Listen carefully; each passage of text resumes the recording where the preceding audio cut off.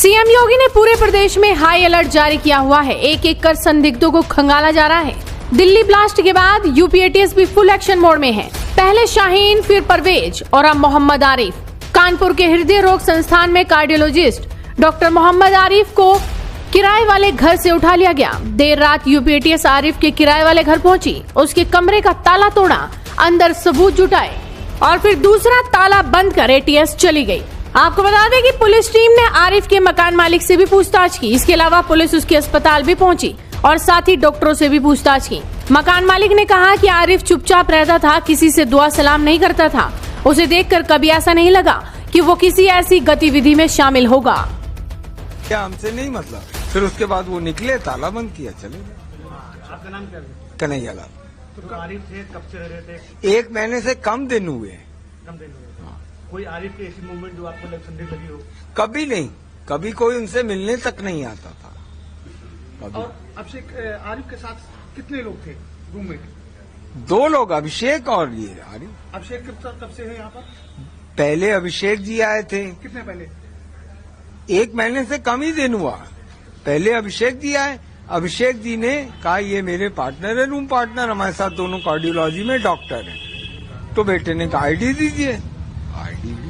कभी कोई का नाम पार्सल आया उनको कुछ? अभिषेक जी का पार्सल यहाँ 3-4 रखे रहते थे, कभी उनका आरिफ के नाम से कोई नहीं। कौन टीम है जो का? मुझे नहीं मालूम, वो 4 लोग थे। क्योंकि मैं क्यों पूछूं भाई आप लोग कौन है? नहीं, आपके रूम में गए, आपके अंदर नहीं तो बेटे जब वो सीधे हमसे बात नहीं की, सीधे ऊपर गए, ताला खोलने लगे। मेरे बेटे ने कैमरे में देखा, बेटा गया, कहन भाई आप कैसे? कहन मैं डॉक्टर का सामान लेने आया हूँ, कहन मैं तो ऐसे ले जाने नहीं दूंगा, डॉक्टर साहब से बात कराइए। जब बेटे की डॉक्टर साहब से बात हुई तब उन्होंने कहा खोल लीजिए भाई, जब आप मालिक कह रहा है खोल लीजिए तो खोल लीजिए, ऐसे तो मैं नहीं खोलने दूंगा। कभी कोई ऐसा संदिग्ध आपको नहीं? कोई भी हमको इसकी कोई एक्टिविटीज ऐसी नहीं है। यूपी एटीएस आरिफ को दिल्ली लेकर गई है। वहां दिल्ली ब्लास्ट में पकड़े गए आरोपियों के आमने सामने बिठाकर पूछताछ की जाएगी। आरिफ जम्मू कश्मीर के अनंतनाग का रहने वाला है। प्राथमिक जांच में सामने आया है कि आरिफ लंबे समय से शाहीन और उसके भाई परवेज के संपर्क में था। यहाँ तक कि धमाके से कुछ वक्त पहले उसकी उमर से भी बातचीत हुई थी और इसी कनेक्शन के आधार पर यूपी एटीएस ने डॉक्टर आरिफ को उठवा लिया। एटीएस ने उसका लैपटॉप और मोबाइल फोन भी जब्त कर लिए हैं। बताया जा रहा है कि इनमें संदिग्ध डेटा मिला है। एटीएस के एक्शन के बाद कानपुर में डॉक्टर शाहीन से जुड़े नेटवर्क के कई और लोगों के सामने आने की संभावना है। कार्डियोलॉजी विभाग में इस वक्त 7 ऐसे छात्र हैं जो जम्मू कश्मीर के रहने वाले हैं और यहाँ से डीएम कर रहे हैं। डीएम कार्डियोलॉजी का फर्स्ट ईयर का स्टूडेंट है डॉक्टर आरिफ। अभी 2-3 महीने पहले काउंसलिंग जो हुई उसी से हमारे यहाँ एडमिशन लिया। बाहर कैंपस में तो नहीं, बाहर रहते हैं। ड्यूटी दोपहर की खत्म करके बाहर गए होंगे अपने आवास पे, तो वहाँ कोई टीम इनको बुला के ले गई पूछताछ के लिए।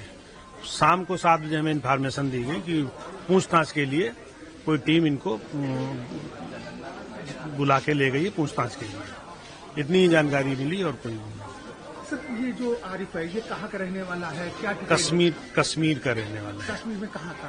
पूरा उनका आधार पे डिटेल एडमिशन वाले से हमने सारे निकाल के अभी प्रोवाइड करवा देंगे। तो सर, जो बच्चा है उससे आप लोग मिले होंगे, कुछ लगा, कुछ सस्पेक्टेड? ऐसा कुछ नहीं। अभी हमारे यहाँ 100 स्टूडेंट हैं लगभग। अब फर्स्ट ईयर में आए, अभी 2-3 महीने पहले तो ऐसा कोई बिहेवियर या कोई इसके पहले कोई कंप्लेंट इस तरह से कुछ हमारी जानकारी मिली।